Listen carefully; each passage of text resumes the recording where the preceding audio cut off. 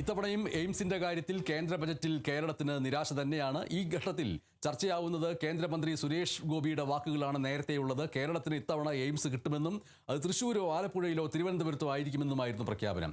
ഭൂമി നൽകിയില്ലെങ്കിൽ തമിഴ്നാട്ടിലേക്ക് കൊണ്ടുപോകുമെന്നുമൊക്കെ സുരേഷ് ഗോപി പറഞ്ഞിരുന്നു. ഇപ്പോൾ ആ വാക്കുകൾ പാഴ്വാക്കായി മാറുന്നുവെന്ന് തെളിയുകയാണ്.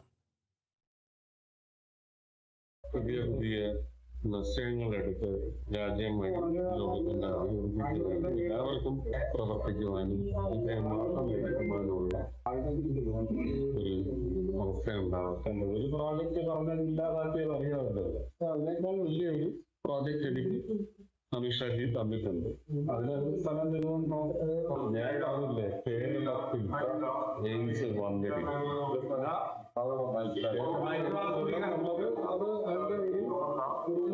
ഓർഗാനിക് ആയിട്ട് വരുന്നത് തന്നെ. അത് ആരുടെയും കഴിവും മികവും ഓർഗാനിക് ആയിട്ട് തന്നെ കേരളത്തിലേക്ക് എയിംസ് വരും.